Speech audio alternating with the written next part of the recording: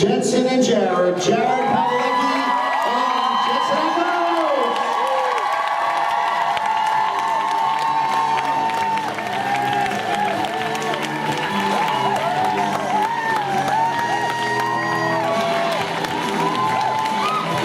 We are here and there.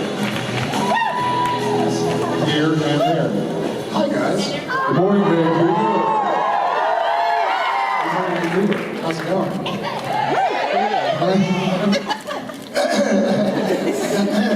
How was the, I heard, so I fortunately have had a week off, which I'm sure Oh, how's that? How's that? That sounds really, really fun. I think I missed the entire interview and just rubbed my scrub. But unfortunately, that meant I didn't come in until really late last night, so I heard it was a kind of cool concert. Did this guy show up? Yeah. Somebody showed up, I don't know if it was me or not.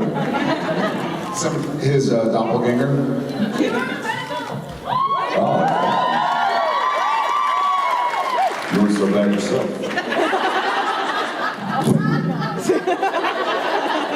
T-shirt. You got me singing that song. Yeah, I know, you're welcome. Have that song stuck in their head for the rest of the night. Well, And skyrockets in flight.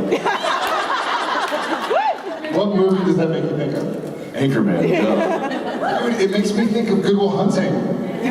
When he's talking to the guy and he's like, skyrockets in, like he's getting, it's one of the guys before. Oh, the The therapist. therapist who's writing. I think of Anchorman.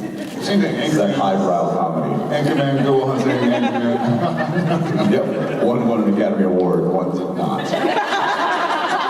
Hey, did anybody join us at Comic-Con this year? Did anybody see videos of it? Yeah. It's kind of wicked, right?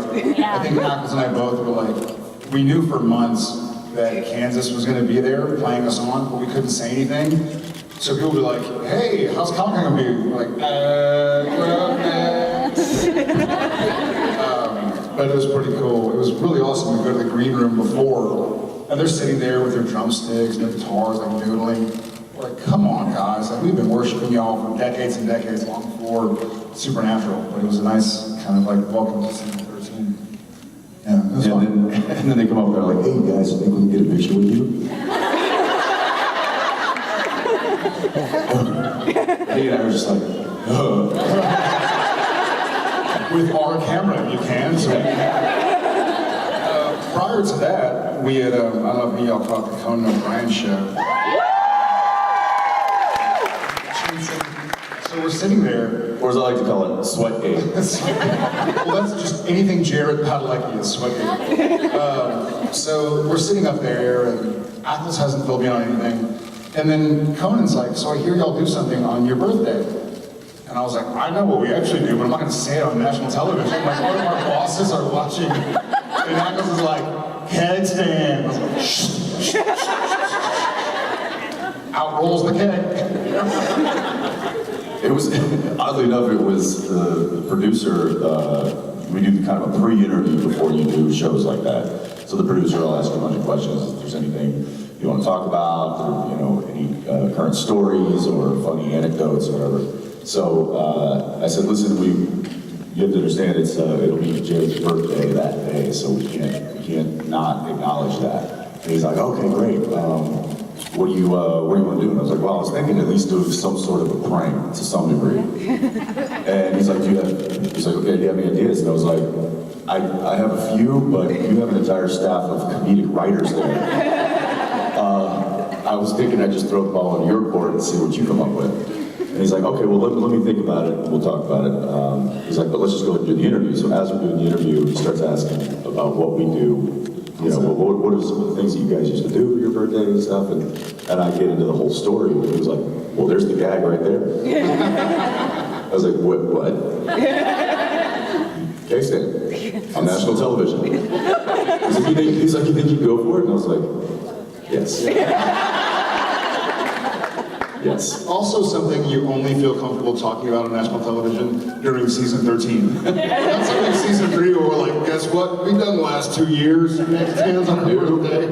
Not really. So thank you to y'all guys, and thanks for the new season, by the way.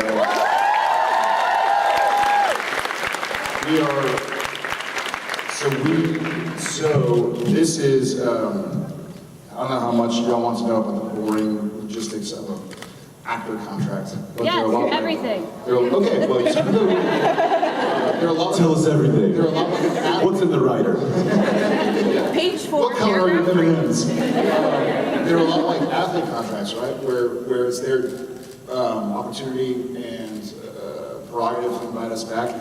So we haven't yet been invited back for season 14, which doesn't mean anything. It just means they're taking their time. But we need you guys to keep pushing, and keep spreading the word.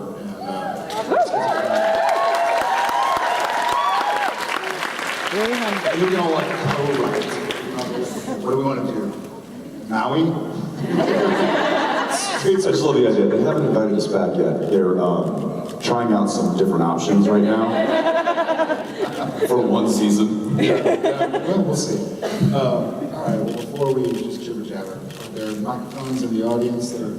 Well, that's not a microphone, but that was a fast hand. You in the pink. What up, girl? I want to know what your favorite dad joke is. I can row a boat. Canoe? No, this is actually...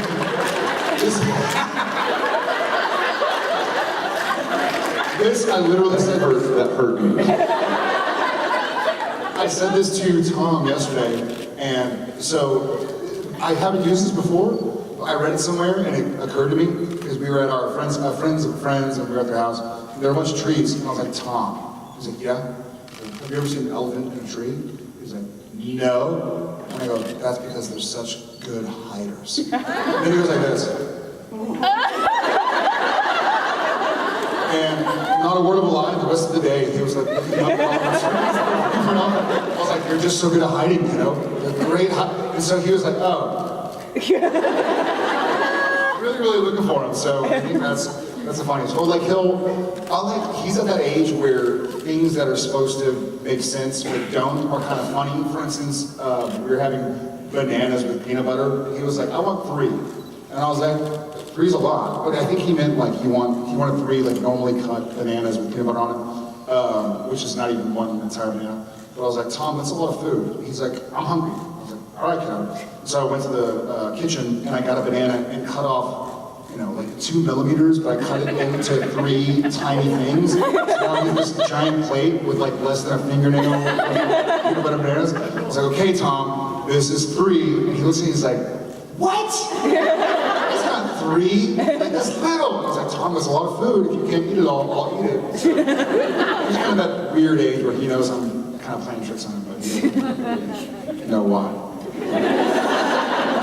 He'll get you back. What about Steak and kidney pie. I'm just going to say, Jared is full of dad jokes. It's just a bottomless pit of horrible, painful jokes. I tend to stay away from them as much as I can. I'm more of a pun guy, which could arguably be worse. But it's kind of spur of the moment stuff, so I don't really have anything in the bag ready to go. Can I tell you my son? Okay, yes, please tell me yours. Give me one. Okay. Why didn't the toilet paper cross the road? Why didn't the toilet paper cross the road? Why? Stuck in the crack. Because he was stuck in the crack.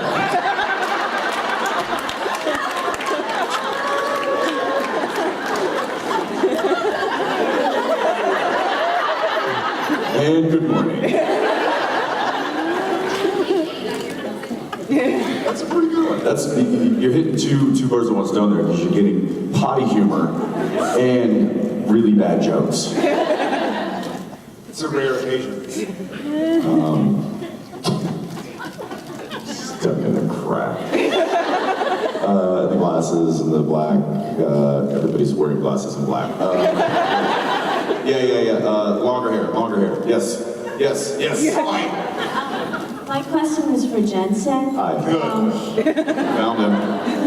My husband wants to know how good is your beer and how can he get some? It's phenomenal. I have to come to Austin. We're not distributing anywhere outside of Austin right now. Depending on the success of it, we could go out to the other markets in Texas. Canada. Beyond that, the other markets in the States, and then hopefully we start branching internationally. But or I could just bring up a case. I don't know. You'll have to bring it to Winston, North Carolina. Winston, North Carolina. All right. You should do like because, and I'll speak on his behalf.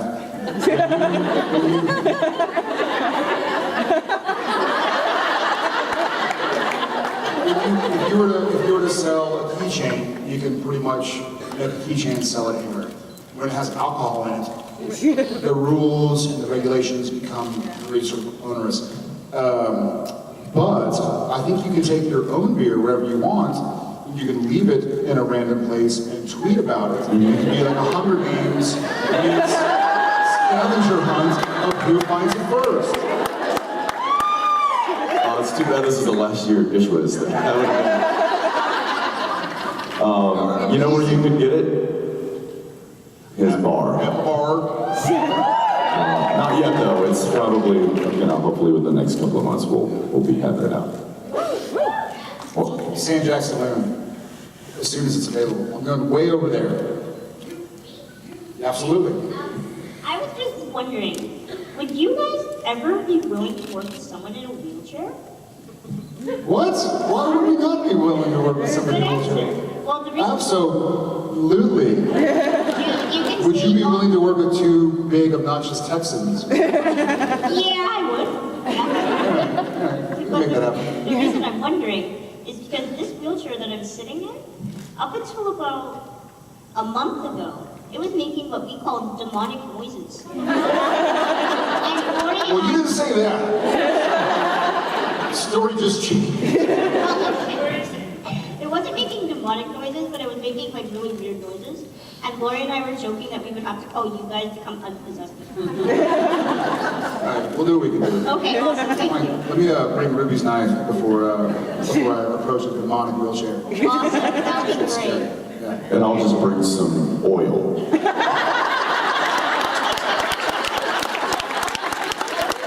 Tomato, tomato. Thanks, Let's see. How about, all right, okay. Yes, blonde. Yes. Just blonde. That's a... I'm going to be going to Austin in just over a week, and I was wondering if you guys had any tips of what I should hit. Singing? Going to Austin. Oh, yeah. Dry fit shirts, personal fans. Yeah, air conditioning. Air conditioning. Private air Stay inside. Why are you going to Austin? I have a friend that moved down there, so I want to be spending some time with him. Well, they'll probably have a lot of ideas, but go see the sights. Go paddleboard Lady Bird Lake. Go hit some of the hot spots, Rainy Street, South Congress. Eat some barbecue. Eat lots It's of barbecue. really good down there. Yeah. You'll have fun. You won't have a problem finding things to do. And talk to people. That was kind of what drew me to Austin is you say, what's up? And they go like, oh, well, since you have, it's not like, why are you talking to me? So, Go watch the bats. Congress. So every night, at sundown on Congress Street Bridge, I'm not quite sure what the count is up to, but it's millions of bats. What is it? 1.5. Is it 1.5 million? It's amazing. That's pretty big. Fly out from underneath the bridge to go hunting, to go eat, and it's like this It's the black. largest migration of bats, I think, on the planet. Yeah, and it's this I think in the cloud. universe.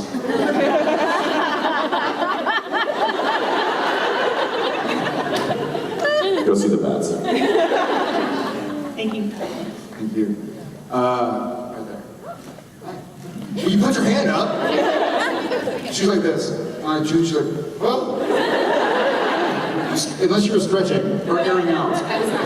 You see those commercials where it's like some girl dancing and she goes like this? And it's like, use different deodorant. You've seen it. Yeah. You're in the commercial. That's your life. Okay, question. So I know you guys are working on Supernatural. Other movies that you might make cameos in, like buddy games or things like that? Other movies, anything? Jensen? How dare you? Well, the reason I asked is because we were sightseeing Vancouver and we ran into like a paparazzi because we went to go see Deadpool 2 film. Yeah. And he had mentioned that you might be in Buddy Games movie as a cameo. Anything? Do it. I did it yesterday. Yeah, my buddy Josh Dumel's up here directing the movie, and he asked me if I'd come and do a scene. So I did. Anything else that you want to be filming anytime soon that's not Supernatural? No. Are you trying to get us off Supernatural? No, I just want to see you more and other things. I mean, our schedule's pretty full right now. The fact that just happened to fall in my one day off this whole week, these past 2 weeks, was kind of kismet. So I said, sure, let's do it. But the likelihood of that happening for anything substantial is kind of possible. When and if the show does ever start to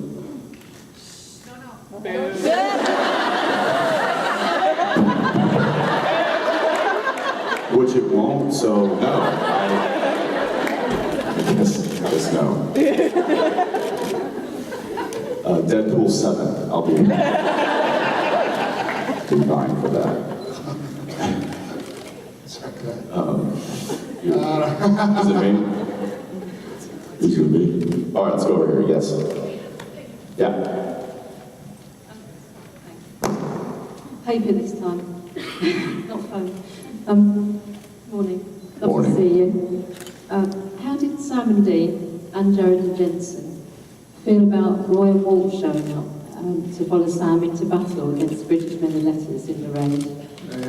Given that before they had killed Sam to stop him leading the demonic army.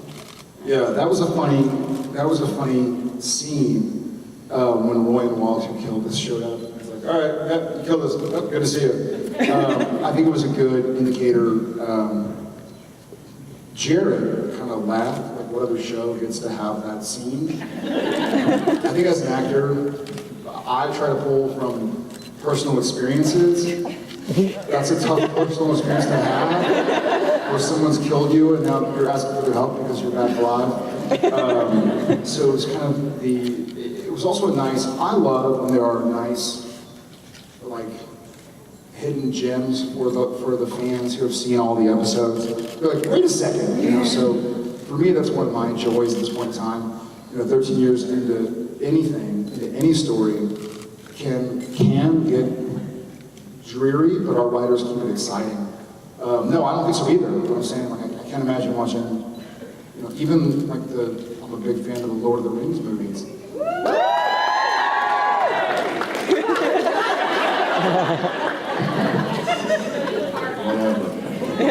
Or whatever, the Harry Potter movies.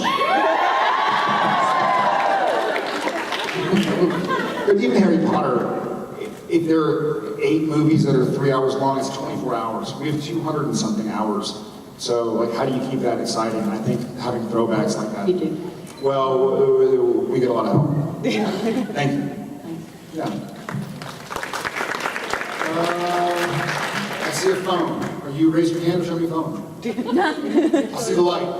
Yeah.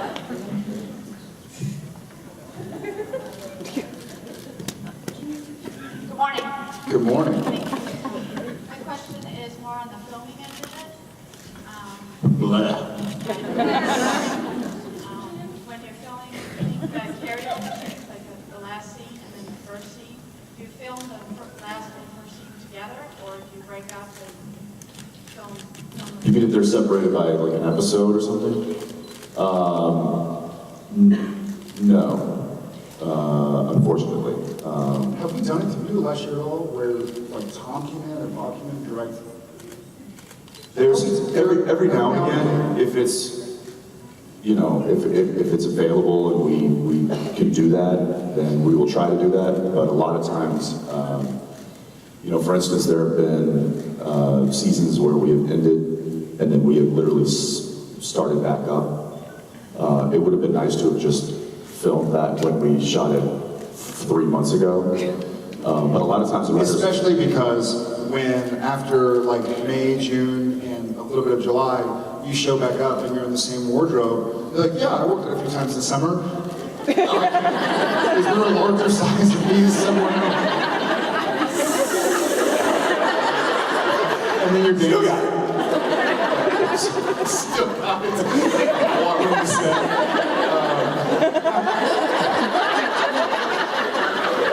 Jensen, do you want a larger size? No, I'm okay. I'm okay. I'm okay. That's from the lots. yeah, it's if it is available to us and it is convenient for us to do that, and sometimes the other director will either send the notes to the current director and have them just shoot it like that, or they'll just trust the other director. The thing with it, you know, we really kind of whittle down a really solid core of directors that are not only amazing, but they're also, a lot of them are very good friends, and they work together and have worked together for many, many years. So they trust one another. So that's like if Bob's directing and he needs to, there's a scene that would be very convenient to film for Phil's episode, or Tom, then Tom, they'll just let Bob direct it. Which just speaks to the kind of synergy that lives within our show, which is great. So, but it is tough. In fact, one of the things that we do a lot, which we always kind of shake our heads at, is and this happens more often than you would think, we film the very last scene of an episode first. Literally the first thing. I don't remember the season number, but there was one season, I think it was like around 8 or 9, where literally the first thing we shot for 8 or 9 episodes in a row was the last scene of the episode, where there's sort of like everything's happened already. It's like Sam and Dean talking over the Impala or something that leads to the next episode, but we haven't even shot any of the other parts of the episode yet. So you're like, well, what are we talking about? What's going on? Why would they do that? Why? It's all location. A lot of it is driven by locations and stuff. If, let's say, the majority of the script takes place in a house, then they're building the interior of that house on set, and it's not ready yet. So they're going to shoot as much other stuff that they can, and the letters, whatever. More than often, like these days, like back in the day it was Bobby's house because it was a standing set on one of our stages. These days it's like the letters library or... Standing meaning it's not just upright, yeah, it's a continuing set. Like it stays current, stays with us. So they can go shoot it while they're building. As opposed to the laying down set. Which is my favorite. Season 14 where it's laying down. So it comes down to like, we shot a few times in schools, and they don't want you to film there during the school day, so usually you get it like Friday night after everybody's gone home, and it's like, okay, well, we're starting day 3 at 5 p.m. at this school in Burnaby because they had to kick everybody out, so we're shooting like daytime scenes that are supposed to be us getting there as the kids are showing up for school at like 6 p.m., 7 p.m. and going in until 5 a.m. or something, just because they couldn't secure the location at another time. So. Yeah, there's a lot that goes into dictating the schedule. Location, construction, actor availability.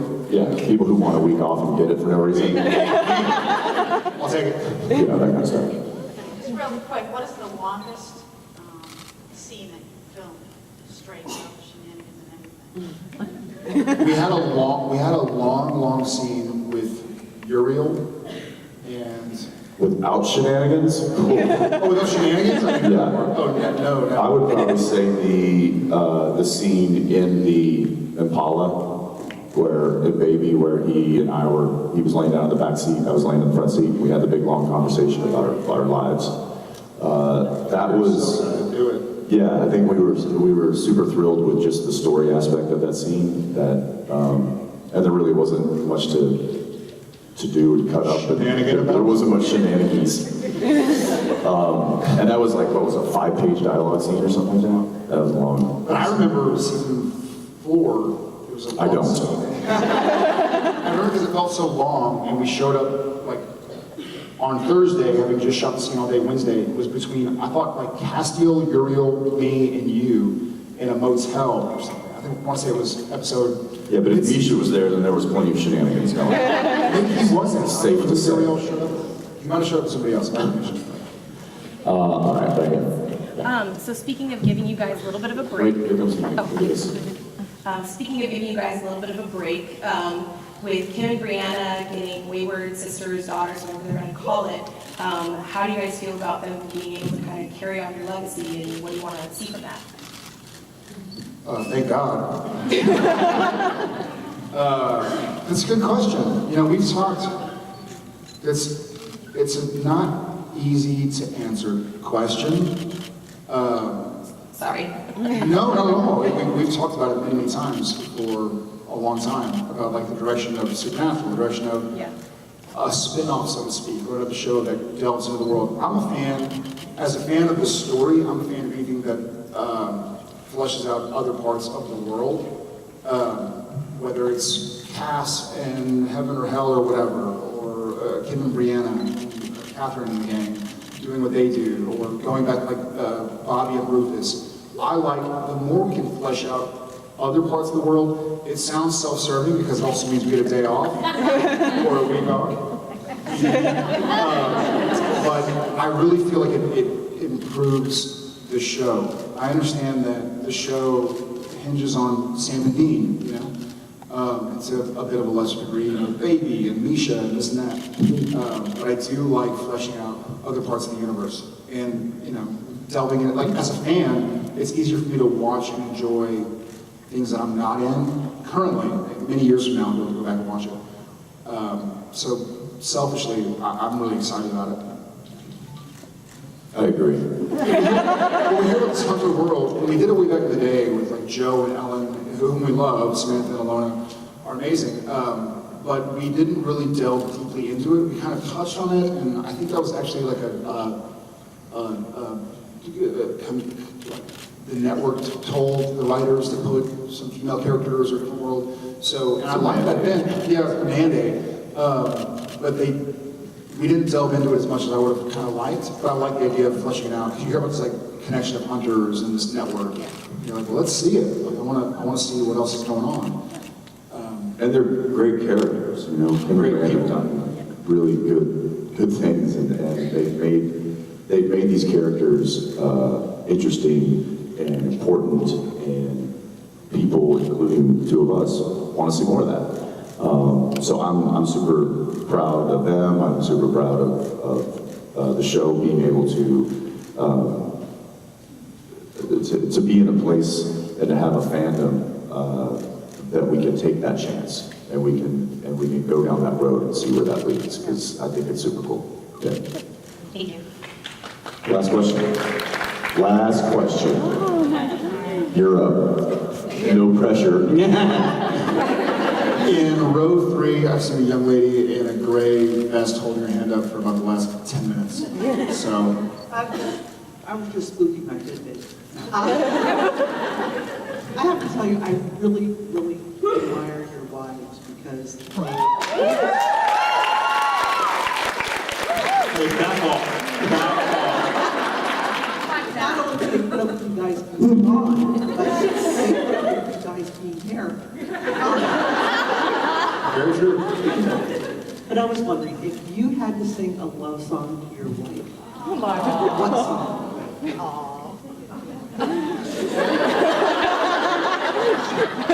Jared, why don't you take this one? We lost the beer, come on. What do you... So if this isn't a video of you singing Jen something, I'm going to be very disappointed.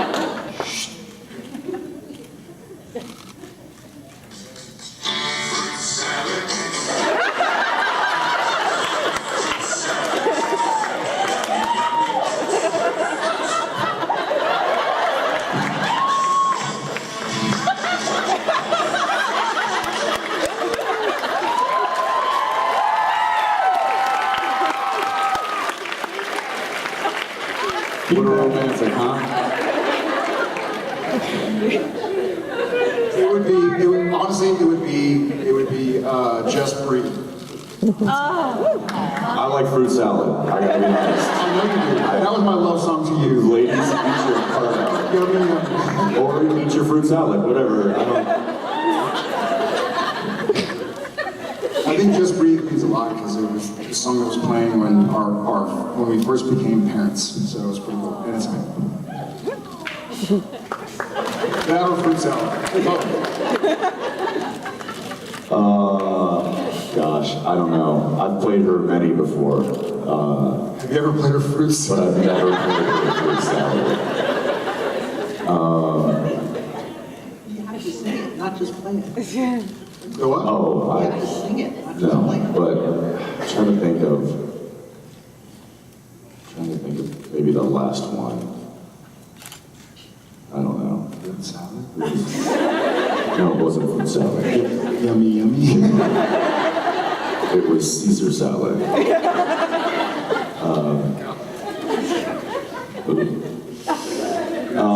I remember the first one I played her. How about that?